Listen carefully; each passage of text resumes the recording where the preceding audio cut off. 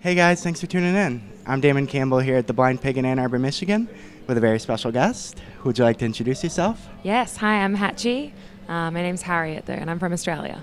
Great to meet you, Hatchie. You too. Definitely appreciate your time. Thank you, you too. Now, here you are touring overseas, which is quite an accomplishment. But ironically, I understand your journey actually started under the sea when you sang a song from The Little Mermaid for your first grade class. Yeah, that's true. Yeah, that was one of my earliest musical memories, yeah. What do you remember from that day? I just remember printing, I guess like my mum probably printed out the lyrics for me and bringing in printed out lyrics to sing on Part of Your World. Oh, is that the song? Yeah. And I sang it to my class, in like year one, so I was like 5 or 6. Yeah. I don't know why. I don't know why I did it. Did they seem very receptive to it? I don't remember. I guess so. Okay. Yeah, they probably were polite.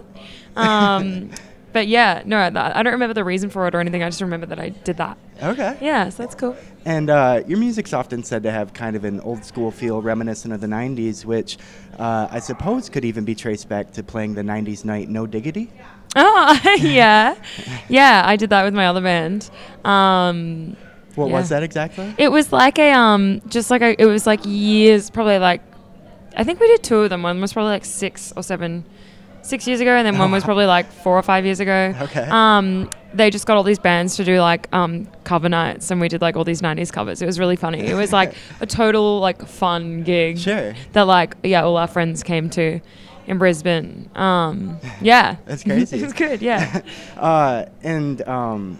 Covering the song Happy Birthday Helen in particular actually led to your Baba Ganoush bandmates recording a version with the original band Things of Stone and Wood. They did, yeah. It was really sick, but I was so jealous because I was away. I don't know where I was. Oh, okay.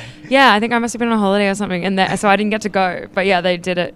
I think it was pretty weird. Yeah. Like weird meeting people that you kind of like. Because they weren't, we were all just big fans of that song. I'd never really listened to that band much, but we were really into that song. So I think it was really weird meeting them in person and kind of being like, oh, what has this turned into? This is so weird. How did this happen? Yeah, exactly. And you chose your birthday as the deadline to release your first single as Hatchie. Yeah. And part of that hesitation, I understand, was this fear that if it were to fail, you wouldn't have anything to dream about anymore. Yeah, totally. I definitely had a couple of tracks ready for ages and had kind of all these ideas for what I wanted to do, but I was really scared of pursuing it because, it's kind of like once it started, and if I didn't do it right, or if I did, I don't know, for some reason I just like ended up like giving up on it after a while. I was like, well, then that's it, you know? And I think I'm very much a thinker, not a doer. Sure. So I often just mull over things for months before I do them. So it took a bit of a push and support from other people to do it, which I'm really happy about. Have you overcome that feeling, or does it still linger a bit? I don't know. I think I've overcome it. I think I'm really in a good place now, and really happy with where I am, and happy with how I guess my music's going, and I just hope for longevity, I guess. Totally. Yeah. And you've described Robin of the Dream Pop Legends Cocteau Twins remixing your song Sure as a dream that you never even thought about dreaming come true. Yeah, totally. I would never even think that was possible. So it was shocking when it happened.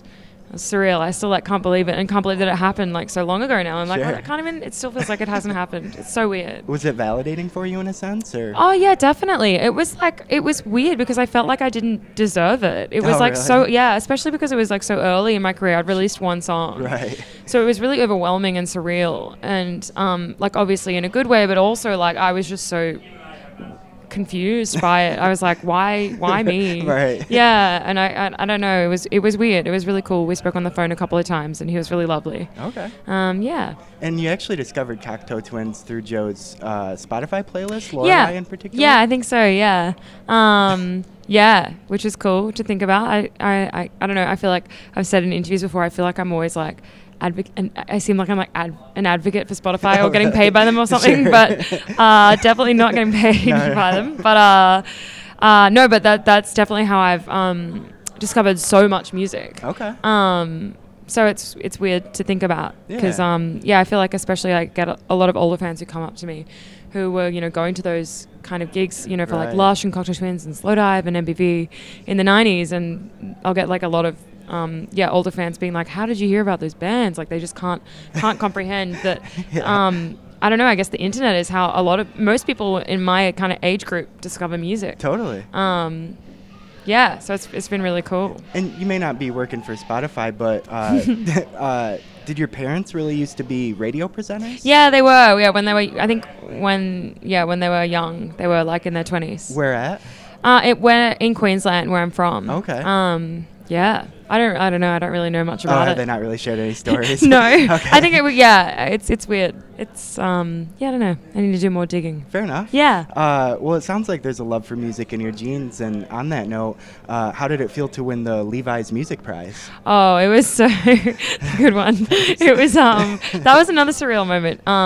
It was cool. It really came at a great time when we were just like embarking on all these kind of tours, especially overseas, and recording the album and stuff. It was like, it came at the right time, and I was really grateful to them because I wasn't expecting it at all. What did it consist of exactly? So it was like a cash prize, and it was for touring funds. Okay. So it was really perfect. Yeah, totally. Especially in that kind of first year when you're really like setting yourself up to do those kinds of things. It can be really hard for bands, especially from Australia, to get overseas. Right. Like I know a lot of bands who've kind of been announced on lineups and then had to pull out because they can't get the visas in time because they cost so much, or they can't afford to do such and such thing. And we've definitely been through that in other bands as well. So it was really great to kind of help push us to get us. Yeah, because I think it helped us. It was around the time when we came over here to do the Always tour. Okay. So I think so it was good, really good timing. Yeah. How about attending other people's shows? Like, what ended up being the issue with your New Order tickets? With the what, sorry? With your New Order tickets? Wasn't there kind of like yeah, that was weird. We went to see New Order is mine and Joe's like favorite band ever. Wow. And so we were really excited that they were coming to visit Australia, because a lot of bands don't come to Australia, or they come once every 10 years or something. So New Order were coming and doing like this really special show at Vivid Sydney, which is like an amazing like festival of music and lights, where they're, like there's always like one really cool older band. Like this year coming, it's The Cure. Oh, wow. Last year or the year before it was Air, and we saw them as well, so it was really awesome. But yeah, it's always like a really amazing light show that goes with it at the Opera House. And yeah, we were running super late. My flight got cancelled from Brisbane down to Sydney. We were flying down especially for it. Right. So I was running so late, and then we got there just as the show was starting, and they tried to like scan our tickets, and they were like, these aren't real tickets. And we were like, yes, they are. We bought them in the pre-sale the day they came out. Yeah, trust me, like we would not buy fake tickets. And they just didn't believe us. For some reason, someone else's tickets had scanned and said they were in our seats, and those people had been ripped off. Dang. Anyway, so then we were stuck standing outside the New Order show, just like hearing the songs, being like, just let us in, please. Right. Yeah. And then eventually they let us in. Okay. Love it ends well. Yes, exactly. So it's fine. Yeah. There's no bad blood, but it was very, very tense, like 45 minutes that we missed of the show, unfortunately. I can imagine. Yeah. Is there anything else you'd like people to know about Hatchie? I don't know. I have an album coming out, I guess. Totally. But yeah, I don't know anything else about me personally. Keepsake? Yeah. Keepsake's out on June 21st. Awesome. Looking forward. Yeah. Well, thank you so much for your time. It was great chatting with you. No, thanks for having me. Absolutely. Great research. Oh, thank you so much. Best wishes for everything coming your way. Thank you. Any final thoughts at all before we say goodbye? I don't know. Just thanks so much for your support. Anyone watching this, please don't leave any mean comments. Not that I'll read them, because I don't read YouTube comments anymore. It's too scarring. But yeah, thanks. There you have it. Once again, I'm Damon Campbell, and this is Hatchie. Thanks for watching. Appreciate it. Thank you so much. Thanks. No worries.